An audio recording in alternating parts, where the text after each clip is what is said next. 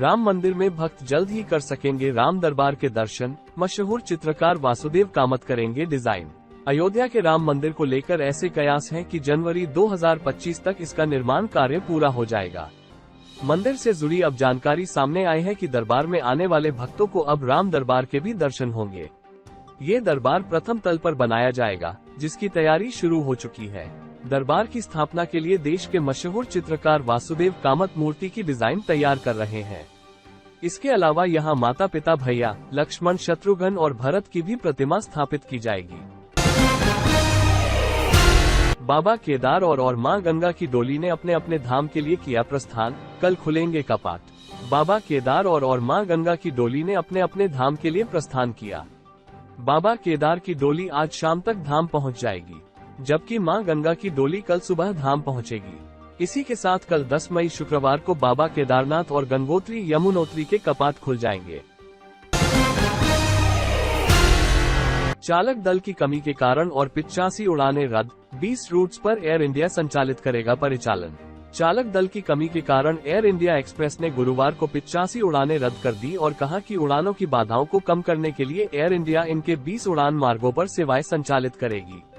Airline में कथित कुप्रबंधन के विरोध में एयर इंडिया एक्सप्रेस के चालक दल के एक वर्ग के सदस्य बीमार पड़ने की बात कहकर छुट्टी पर चले गए हैं, जिसके परिणामस्वरूप मंगलवार रात से 90 से अधिक उड़ानें रद्द कर दी गयी। मई में सताएगी लू, दिल्ली समेत इन राज्यों को मिलेगी 2 दिन की राहत। देश के अलग अलग हिस्सों में मौसम का बदला हुआ अंदाज देखने को मिल रहा है। कुछ राज्यों में बारिश से मौसम खुशनुमा हुआ है, जबकि कुछ राज्यों में भीषण गर्मी पड़ रही है। राजस्थान और मध्य प्रदेश में भीषण गर्मी को लेकर मौसम विभाग ने अलर्ट जारी किया है।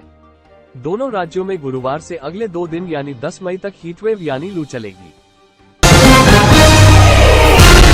रूस ने कहा अमेरिका कर रहा भारत के घरेलू मामलों और चुनावों में हस्तक्षेप, लगा रहा झूठे आरोप। रूस ने अमेरिका पर भारत के घरेलू मामलों और मौजूदा चुनावों में हस्तक्षेप करने का आरोप लगाते हुए कहा है कि अमेरिका ने उसके देश में एक खालिस्तानी आतंकवादी गुरवंत सिंह पन्नू की हत्या की साजिश में भारतीय नागरिकों की संलिप्तता होने का कोई ठोस सबूत अभी तक मुहैया नहीं कराया है। अमेरिकी संघीय अभियोजकों ने भारतीय नागरिक निखिल गुप्ता पर गुरपतवंत सिंह पन्नू की हत्या की नाकाम साजिश में एक भारतीय सरकारी कर्मचारी के साथ मिलकर काम करने का पिछले साल नवंबर में आरोप लगाया था। शेयर बाजार लहूलुहान, निवेशकों को हुआ भारी नुकसान, डूबे 7 लाख करोड़। भारतीय शेयर बाजार विदेशी निवेशकों की भारी बिकवाली के चलते फिर बड़ी गिरावट के साथ बंद हुआ है। बीएसई सेंसेक्स 73,000 के आंकड़े के नीचे तो निफ्टी 22,000 के नीचे जा फिसला है। मिड कैप और स्मॉल कैप इंडेक्स में भी मातम छा गया है। इंडिया विक्स करीब 7% के उछाल के साथ 1 साल के उच्च स्तर पर जाकर क्लोज हुआ है। चीन का मांग में सुधार से अप्रैल में निर्यात और आयात बढ़ा।